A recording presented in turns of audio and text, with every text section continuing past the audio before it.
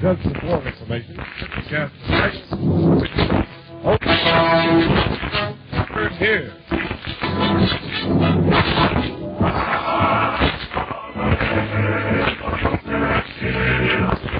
The personal direction of William Ronald, Milton, Berle. And from Hollywood and New York, our master of ceremonies, Ronald Colman.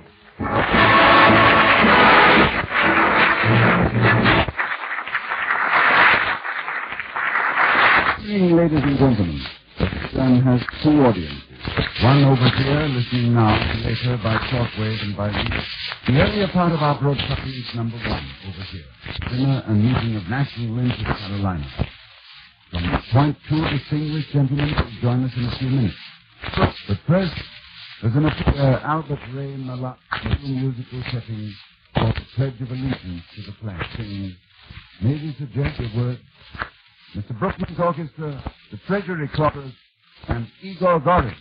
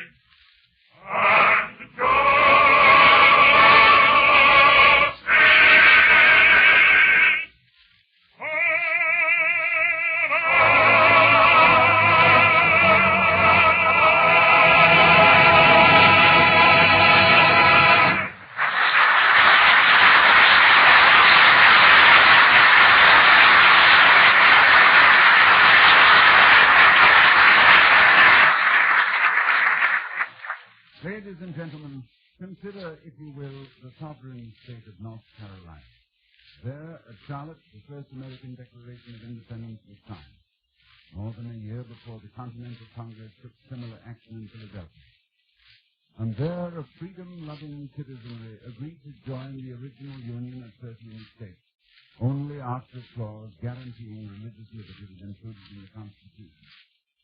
To the National Councils at Washington, North Carolina has sent many a wise leader through all the years of her history. But not all her illustrious statesmen belong to the past. One of our guests tonight has been a member of the Congress from the North Carolina district for 30 years. He is Robert L. Darnell, chairman of the vitally important Ways and Means Committee of the House of Representatives. With Congressman Darnell this evening is another great national leader, Secretary of the Treasury, Henry Morgenthau, Jr. In the main ballroom of the Robert E. Lee Hotel at Winston-Salem tonight, North Carolinians are holding a dinner for these two honored guests. At this dinner, Secretary Morgenthau and Congressman Darnell will award scores of Treasury Minuteman sea flags. Each one of these flags indicates that at least 90% of the employees of a business organization in the state of North Carolina is investing 10% or more of its payroll in war bonds. Similar ceremonies for the awarding of Treasury sea flags are being held at this moment in Portland, Oregon, Hastings, Nebraska, Jackson, Michigan, Syracuse, New York, Waukegan, Illinois, and Pittsburgh, Pennsylvania. We take you to the state of fighting men and fighting dollars, North Carolina. The next voice you will hear will be that of Congressman Darnell, who will introduce Secretary Morgan.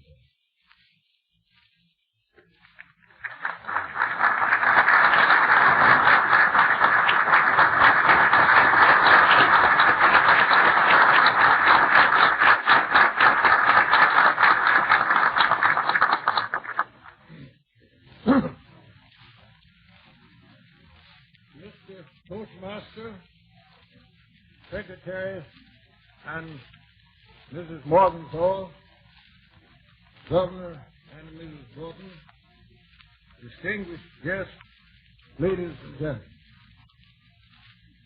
I am profoundly grateful and heavily indebted to my good friend Haynes, also good friend Governor Broughton, for their very generous words in presenting me to this magnificent gathering this evening. Much more laudatory than anything I've ever done could possibly want. Bob Haynes, as you all know, is one of the leading and most useful citizens of North Carolina. And Governor Broughton, of course, we always put him at the head and in the lead when we're discussing personalities, with one exception, and that is Mrs. Broughton. And whom I'm sure the governor would admit with pride is responsible for much of his growth in greatness.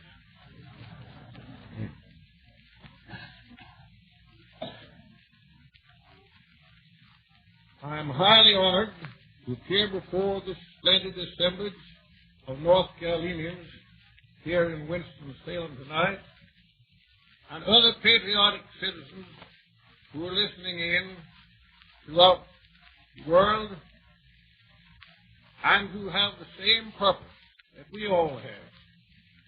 That is, of winning, doing everything we can, in every way we can, to win the terrible war in which we engage in the shortest time we possibly can.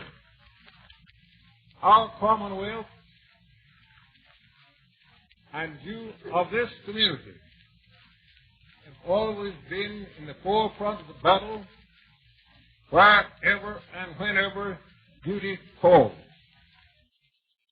Our nation has accepted the challenge to our democracy, our liberty, and our very lives by the most brutal gangsters who have ever tried to enslave mankind or to overlord the human race or to pollute and poison the stream of civilization.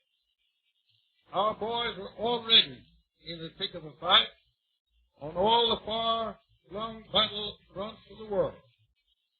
Hundreds and hundreds of thousands more will soon be on their way. They know what we are fighting for, and we know what they are fighting for, and they will not let us down. And by the help of God, we will not let them down.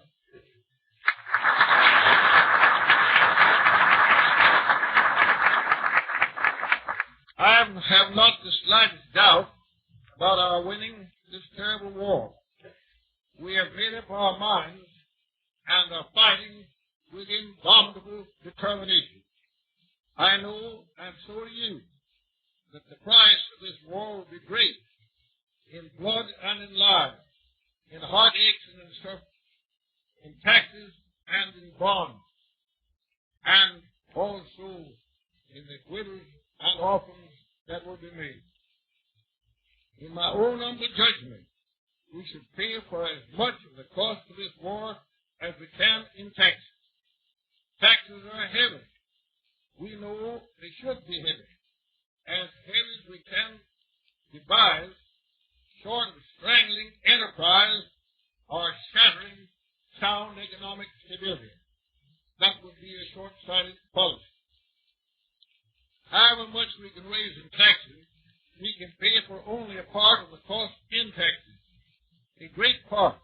The greater part, for the time being, must be raised in loans by all our citizens to their government. I am told that already Secretary Morgan said, more than 50 million of our people have bought bonds and savings stamps.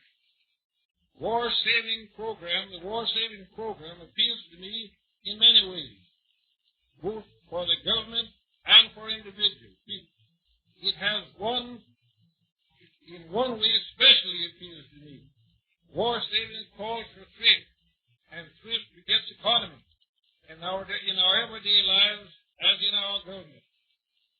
I have advocated economy in government during the 30 years that I have been a representative of the people in Congress.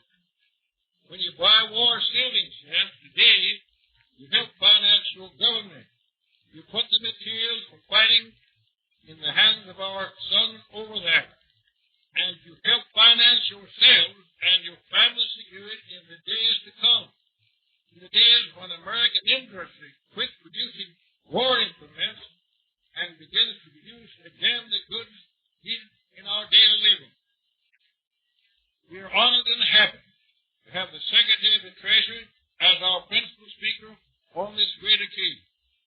We in North Carolina are especially honored that he is speaking to us tonight and to the nation here in Winston-Salem, a great industrial center. Some claim the industrial heart of the South. I will not discuss that with you Winston-Salem people. He and I, the Secretary and I, are longtime friends and co-workers in our joint efforts to raise money to carry on the government. Our responsibilities have been greatly accentuated on account of the stupendous cause of prosecution for carrying on our war program. I have never known a more devoted or faithful public servant. He is a friend of the people. He is a patriot and a statesman in a truest sense. The financial burdens that he is carrying are the most gigantic in our history. My friends, I have the great honor and the happy privilege of presenting to this great assembly our Honorable Secretary of the Treasury, Honorable Able Secretary of the Treasury, Henry Morgan Saul, Jr.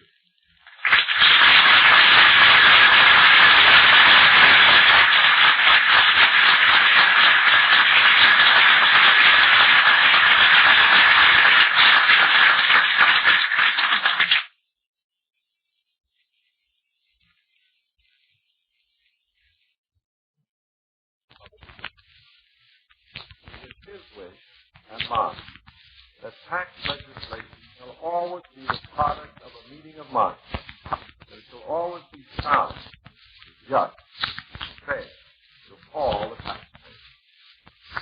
In introducing me, Mr. Dowson spoke with undirected economy nowadays as Secretary of the Treasury. That burden has been especially great in this month of December.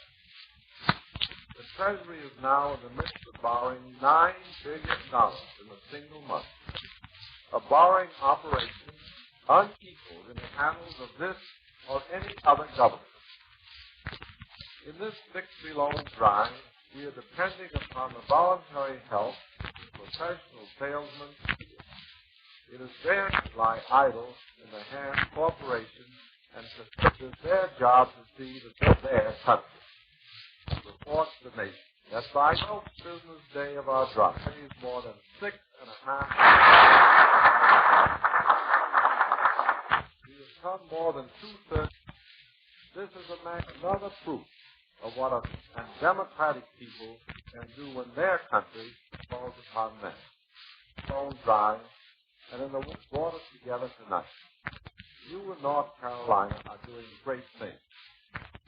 From the mountain homes in your western counties to your factories in Winston-Salem and your shipyards on the coast, this state of yours is giving a fine example of the spirit that is being shown in every state at the start of our. I have come here tonight to pay my tribute of appreciation to the work of North Carolina for their patience.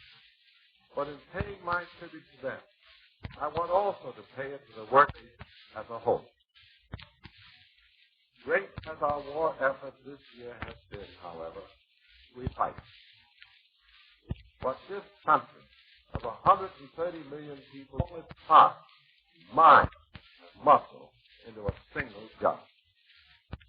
This beginning of ours has already produced outstanding patriotic service in many fields in this community and in every. Take, for example, in which you in North Carolina have made such every large factory in the state now has a payroll savings plan. In those factories, 99% of all the workers are investing in war bonds week in and week out, part of their regular pay. In the nation as a whole, there were only 700 savings plans a year ago, and they were invested their earnings every payday.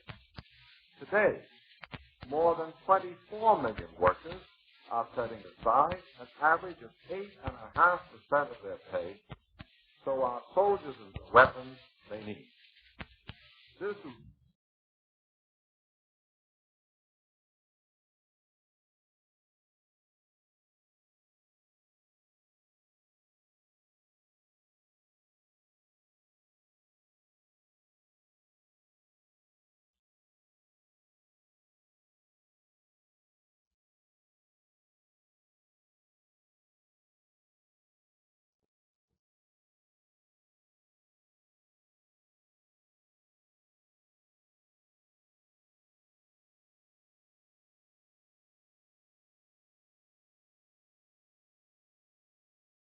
they need. This is an achievement over here that will give encouragement to our allies and to our fighting men at battle stations all over the world. We could never have achieved this success without the untiring effort of volunteer workers who've been the unsung heroes in this grand enterprise. Day in and day out, of which there are many thousands also contributed, not only to the speeding up of the production, but the success of the war savings program, and I firm believe that the goodwill created by the payroll savings plan has been felt all along for years to come. I like to feel that the new relationship between labor and management, which has been shown so magnificently in this war savings campaign, is helping to build the post-war world right here and now. I like to learn for the post-war years and management working and their countries good. You know, the payroll savings was only one phase of millions of us and businessmen countries disposal. 50 million men and women during the past year. The war bonds are the people of American industry when the bonds mature. They represent new homes, new horizons. They will help to give body and soul freedom from want and in millions of Americans. To my mind, this is for the post-war years. It has said that more now have a direct finances of their government. It means that they're saving in helping to win the war to keep peacetime industry active and strong in the future years. Habits of stress are steadily strong with the results of the health of war and the people.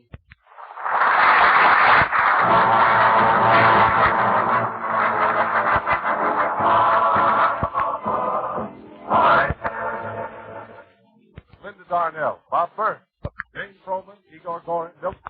To you millions who are listening here, this is for you and yours. Thousands who will listen to these broadcasts at Fighting Front, this is with gratitude and with all our hearts.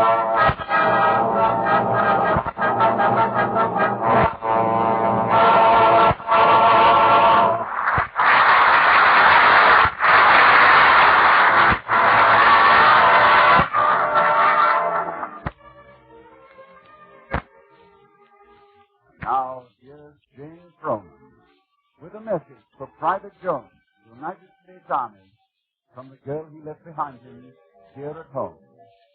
It begins... Beloved, how clearly I see somewhere in heaven you were fashioned for me. Angel eyes, you. Angel voices let me through.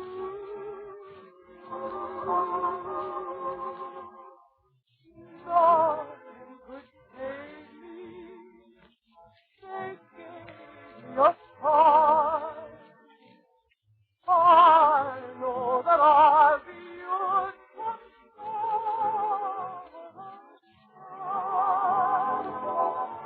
so I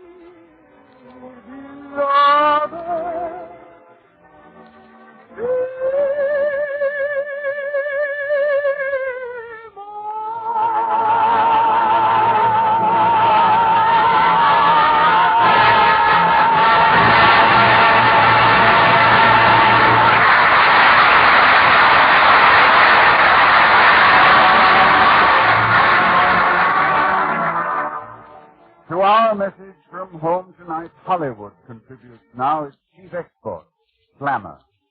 Our Western representative and official glamour gleaner, Robin Burns, has come up this evening with what may be conservatively termed a nice little item. Her name is Linda Darnell. She works the 20th century, and you saw her most recently in The Loves of Edgar Allan Poe. Is everything under control, Bob? The Marines have landed, Ronnie. Then we may assume that the situation is well in hand. Proceed, Sergeant. Okay, Sergeant Colman. I just called Ronnie Sergeant to show you that I know something about his past. I bet you not many of you know that Ronnie was a member of the London Scottish Regiment during the last war. Well, he was. But I ain't going to stand here and reminisce about what Ronald Colman did 24 years ago when Linda Darnell is standing here right beside you right now. You know, every time I look at Linda Darnell, I just think to myself how lucky I am. I mean, imagine me getting to talk to all these attractive glamour girls. Honestly, this is an opportunity of a lifetime. I want to tell you, Linda, I could just stand here and feast my eyes on you. Oh, well, thank you, Bob, but please don't feast your eyes too long. Why not? Well, the longer your eyes feast, the longer mine are on a diet. Oh, well, you shouldn't say those things like that to me, Linda. Honestly, I'm sensitive. You know, I ain't used to getting brushed off. Oh, really? Well, you have no idea how much it would improve your appearance. Well, that settles it, Linda. That settles it. Pretty as you are, I'm going to cross you right off my Christmas list. Oh, Bob, I was only fooling. Was I really on the list of the people you were planning to give a gift to? No, get one from. Oh, gee, I wish you hadn't mentioned gifts, Bob. It's so hard to get the right things for men this year. You have to do much shopping for men? Shopping for men? Oh, no, I just walk along the boulevard and wait till they whistle. Well, now about Christmas shopping, Linda, I know if you're planning to mail any gifts anywhere in the United States, you'll hurry. Oh, definitely. I know how rushed the post office is. And short-handed, too. I want to tell you, even down home in Van Buren, the postmaster's so busy, why, he don't have time to read all the postcards. I want to tell you, though, there's a wonderful little town, Linda. I mean it. You know, one of the greatest men I ever heard of come from Van Buren. Oh, really? I'm not fooling. Back home, nobody ever realized how brilliant this man was when he was still a boy. So he left town, and, well, it's the same old story of hometown boy makes good. You'd know his name in a minute if I mentioned it. Is he attractive? Well, that's just one of the reasons for his big success, I think. He's one of the handsomest things I ever laid my eyes on. I want to tell you, well, of course, I don't have to tell you. He's in Southern California right now, and you may have seen him around town.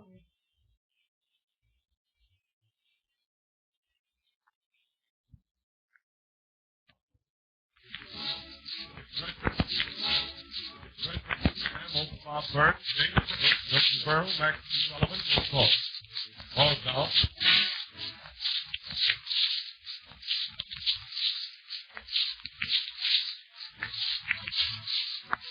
This is Ronald Colman again in New York.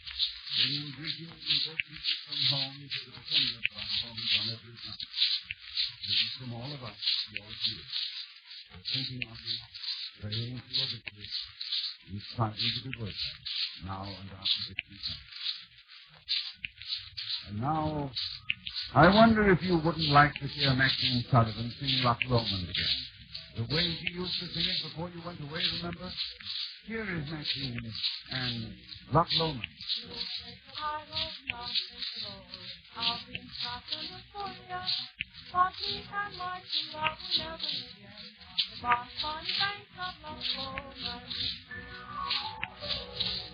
By yon bonny bank and by yon bonny bay, where the sun shines bright on Loch Lomond, where me and my true love were ever born today, on the bonny, bonny bank of Loch Lomond. Oh, you take the high road and I'll take the low road. I'll be Scotland for you, but me and my true love will never meet again, on the bonny, bonny banks of Loch Lomond.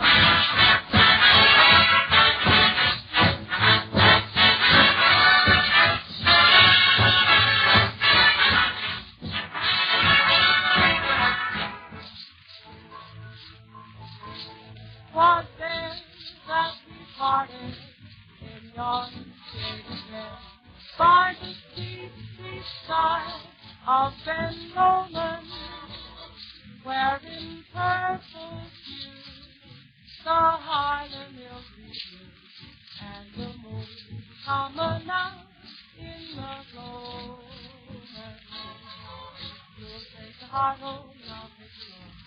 I'll be Scotland for you, but me and my true love will never meet again. On the bonny bank, on the bonny, bonny bank, on the bonny, bonny bank of Loch Lomond, Loch Lomond.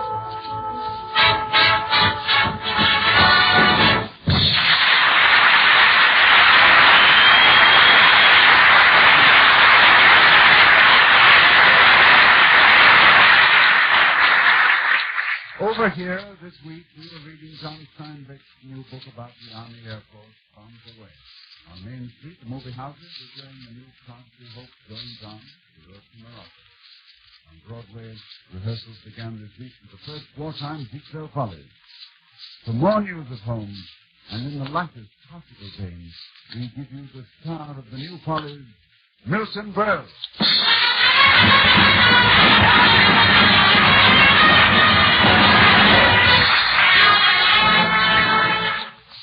Fine. The Citizen Corn and his orchestra. I'm very, very happy, ladies and gentlemen. Thank you very, very much. Colman, your wonderful introduction. Thank you very, very much for presenting me in such a wonderful manner. Thank you. Well, I sound like Douglas Fairbanks Jr. It's really a pleasure and a privilege, ladies and gentlemen, to be on this program tonight. I'm here on behalf of the Treasury Department. I'd like to be head of the Treasury Department. Any blonde today?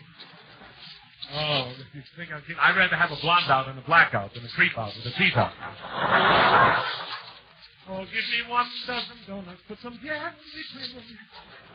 You think that Doran has a voice? My voice isn't what it's cracked up to be. Just cracked, that's all. You've heard of the Merry Mac? I'm Mac. In order to be a great singer, one must suffer. You, not me.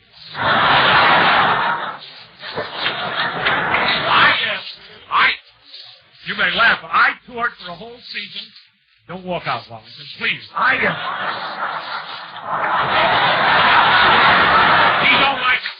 don't like to hear me talk about myself. I toured for a whole season with Nelson Eddy. No kidding. I used to put raisins in the shortened bread. I'll never forget the first day I sang with Fred wearing sleeveless. Yes, I'll never forget the first day. I'll never forget the last day. Same day.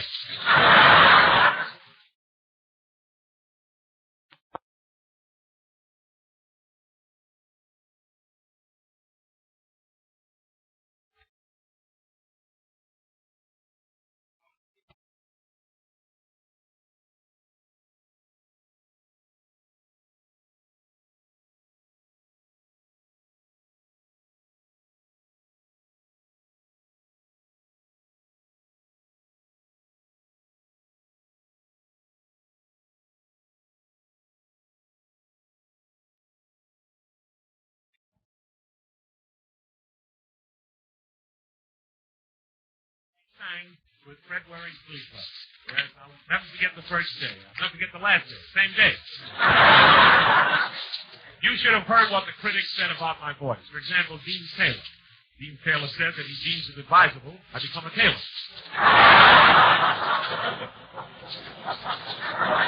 When I sang, when I sang in concerts, women threw money at my feet. They threw jewels at my feet. They threw their hearts at my feet.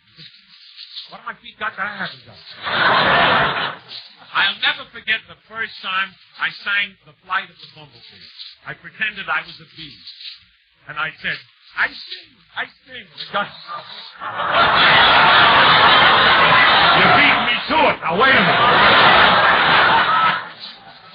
The guy in the balcony yelled, you certainly do, brother. You certainly do. Just the other day I was caught in a nylon stocking sale at Macy's. Now I'm dreaming of a black and blue Christmas. You know, I'm really puzzled. I don't know what to get my wife for Christmas. She wants a man.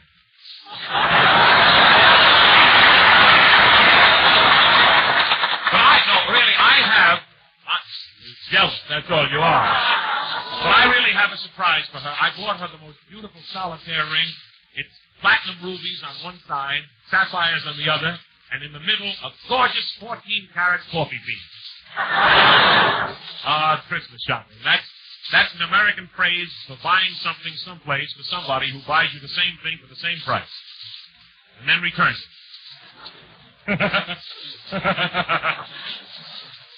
There's a joke there someplace, but this is no time to go on a scavenger hunt. By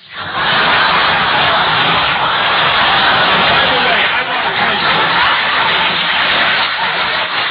Oh, this I gotta tell you. I must let you in on a great secret. I just heard that the war will be over in 3 weeks. My uncle Dave was just drafted. Really? He's never held a job more than 3 weeks. Well, he'd never been drafted except for only one thing. They have a new way of examining you at the draft board now. They have 2 doctors. One looks in your mouth, the other looks in your ear. If they can't see each other, you're in.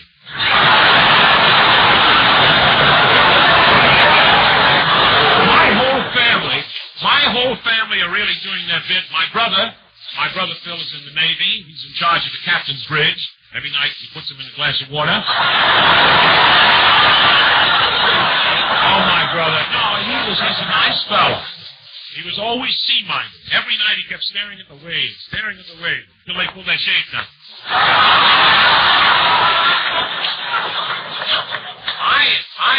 I've been entertaining the soldiers and sailors all over the country. I've been an entertainer all my life. Of course, I really don't have to do this for a living. My mother owns the champagne concession. I ruined the joke. Everybody dead. I was saying she's got the champagne concession at the Kaiser shipyards. That's a joke. Thank you. Your name and address, please. I was invited up to the Kaiser shipyard the other day for lunch, and Henry Kaiser, he took me up in front of a blank space, and he handed me a bottle of champagne, and he said, "Go ahead and christen the ship." I said, "Where's the ship?" He said, "Start swinging."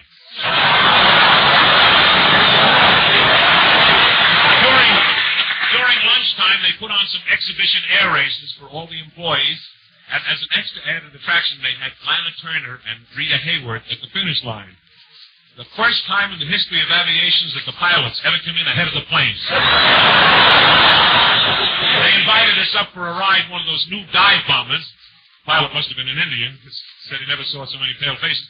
And during the trip, we hit an air pocket. The official in the back of me yelled, "Don't mind the jerk, folks." I wasn't bothering anybody. But those planes are really terrific. Remember that song, The Isle of Capri? I wrote a sequel dedicated to Japan after these planes fly over, called The Pile of Debris. And incidentally, these planes are bought, ladies and gentlemen, by your pennies and your dimes and dollars over here. So as a final Christmas hint, I'd like to say to all you kids, buy war stamps. To you fathers and mothers, buy as much as you can. And to you young fellas, if you're fond of a blonde, buy her a bun and watch her respond. Good night. I'll keep you around.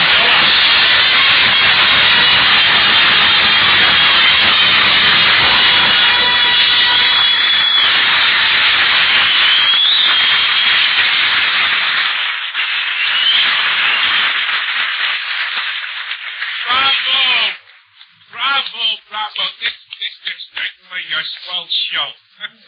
You like it, eh? Oh, you bet. Wait till I tell the folks back home. You a visitor here? Yeah, but I'm going home for Christmas. Well, you are you? Well, do you realize you're being very unpatriotic? Yeah, who, me? Do you realize this coming Christmas the railroads are going to have to carry the heaviest loads in their history? War materials, war workers, urgently needed everywhere. Food supplies for our armed forces. Well, I don't plan to travel by train. Well, by bus then, or plane. A lot of soldiers will be going home to see their folks for the first time in months.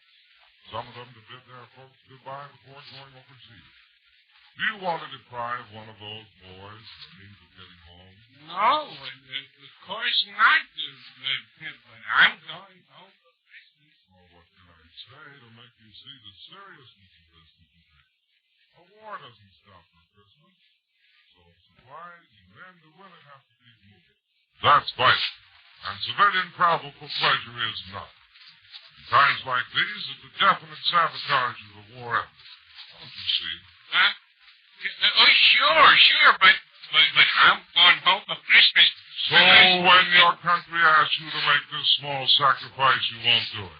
But I was... You'll risk denying some soldier the chance to see his family before going away to fight. No, but I'm just You'll trying... risk holding up essential war material for your own selfish pleasure so that you can go home for Christmas. Yeah, but, well, gee whiz, I've been trying to tell you. I only live over in Brooklyn.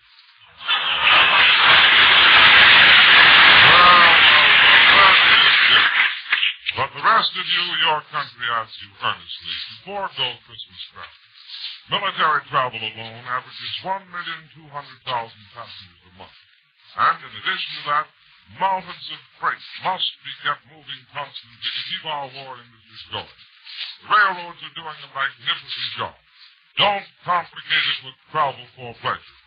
For your conscience, for your comfort, and your country, don't travel at Christmas unless you have to. While we're speaking of Christmas, those of you who haven't already mailed your Christmas packages, do so immediately if you want them to reach their destinations in time.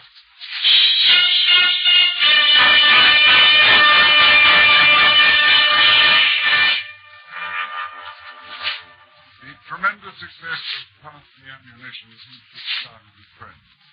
More and more of our new songs over here are set in battle tempo, and key to the purpose of the great world offensive now at last. This is just about the late, with an FDR in freedom.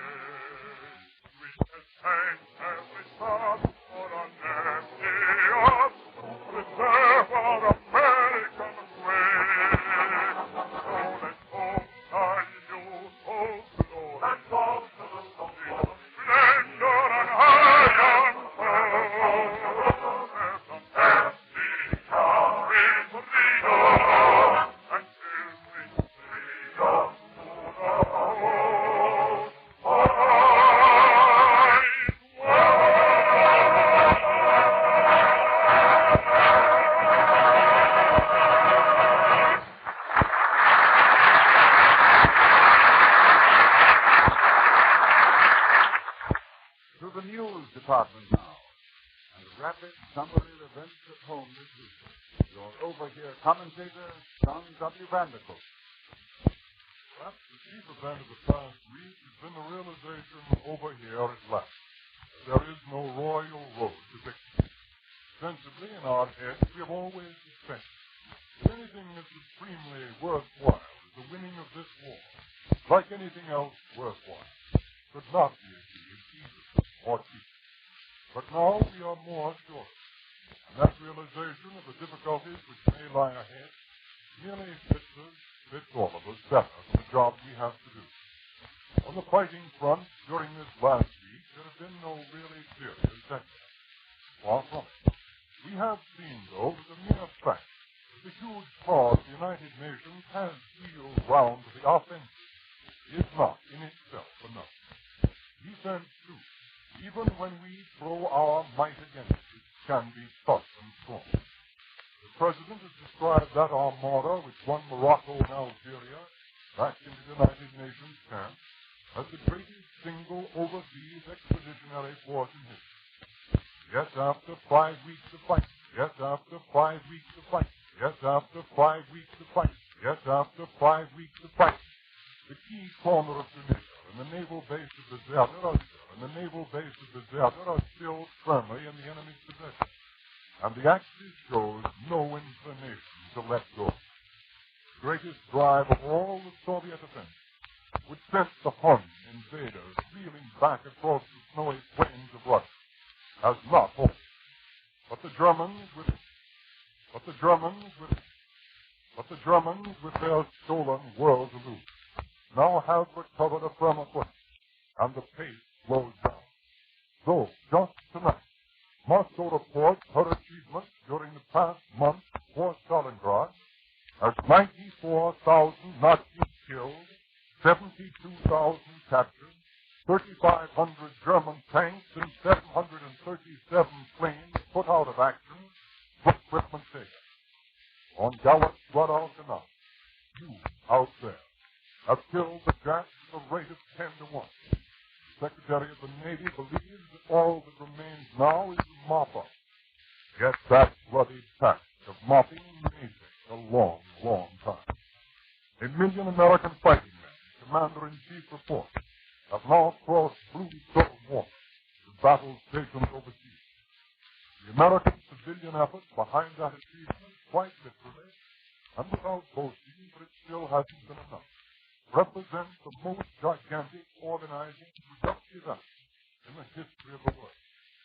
Beyond our own needs, we are now contributing through these men to the common needs of those who fight beside us, of those without whose help we might quickly be destroyed.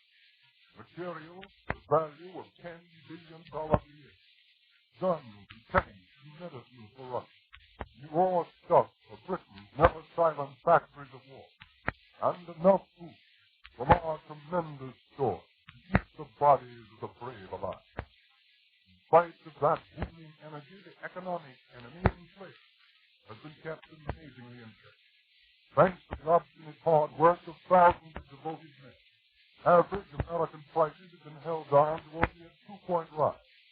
The home price rise, which took that is good going. The thunder of such achievement, the time does sound faint, though it is there. Those who willfully will not understand do still hoard their little secret stores of profit. And a few mutterers do mumble about small civilian restrictions. Ice cream isn't quite so plentiful. So that servicemen and vacationers are begged this year, as we've heard, not to use precious rubber ties. Still see how we respect. But by and large, now that we know the road, we open to a stronger pace.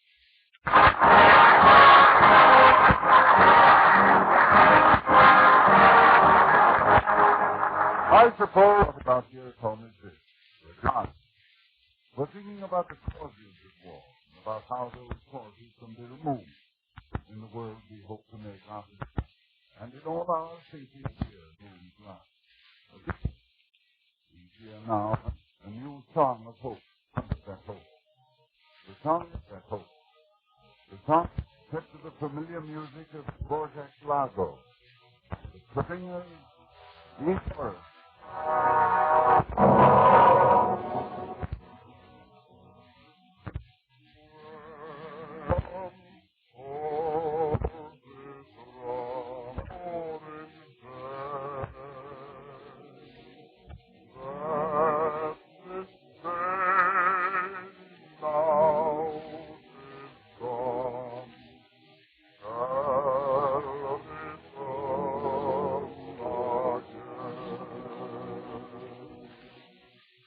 Lord.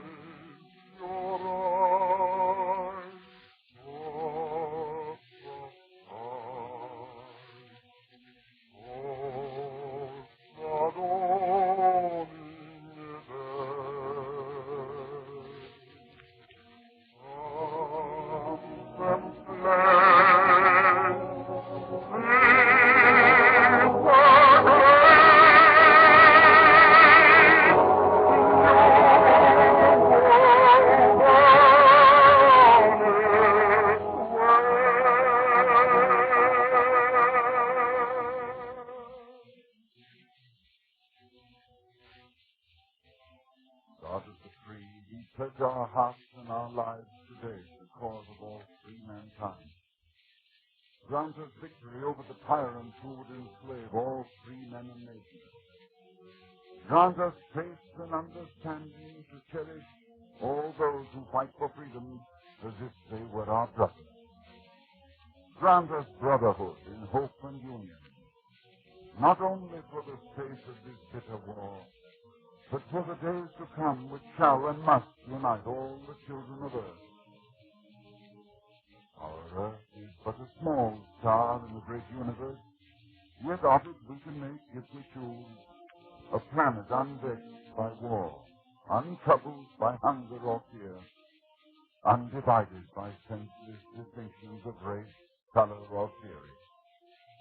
Grant us the courage and foreseeing to begin this task today, that our children's children may be proud of the name of man.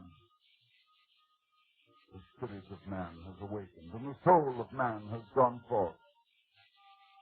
Grant us the wisdom and the vision to comprehend the greatness of man's spirit, that suffers and endures so hugely for a goal beyond his own brief span. Grant us honor for our dead who died in the faith, honor for our living who work and strive for the faith, redemption and security for all captive lands and peoples. Grant us patience with the deluded and pity for the betrayed. And grant us the skill and the valor that shall cleanse the world of oppression and the old base doctrine that the strong must eat the weak because they are strong. Yet most of all, grant us brotherhood, not only for this day, but for all our years. A brotherhood not of words, but of acts and deeds. We are all of us children of earth. Grant us that simple knowledge. If our brothers are oppressed, then we are oppressed. If they hunger, we hunger. If their freedom is taken away, our freedom is not taken. Grant us a common faith that man shall know bread and peace, that he shall know justice and righteousness, freedom and security, not only in our own land, but throughout the world. And in that faith, let us march toward the clean world our hands shall make.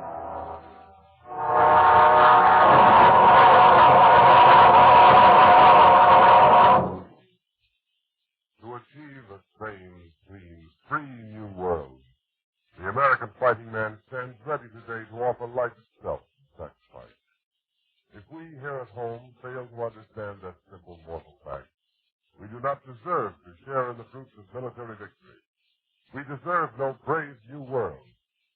If we do fully understand that fact, any slight sacrifice we are called upon to make will seem slight indeed by comparison. Yesterday, the valiant cruiser San Francisco returned to her home port. We read of the bravery of her commanders and her crew, and our hearts were uplifted. But shouldn't each of us ask himself, am I worthy of Admiral Callahan, of Captain Young, and of the mortal sacrifice they with their men offered on the altar of freedom? Yes, a world worth praying for is a world worth paying for as well. Think of the payment the men of the San Francisco made between dusk and dawn just a month ago. And do your own 10% of your income in war bonds. That's one measure of your worthiness. Every dollar you invest in bonds and stamps, you're investing in your own defenders, in the task you expect them to do, in the new world their victory can bring. Back them up with at least 10% of everything you earn every payday, and try to top that 10% by New Year's.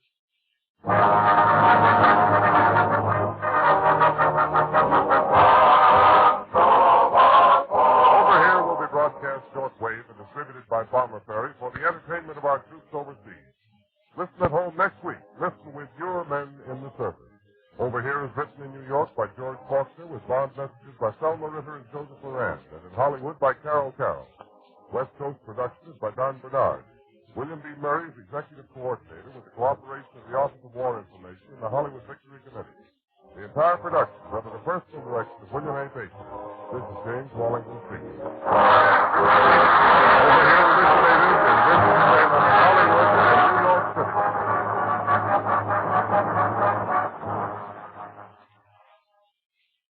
This is the Blue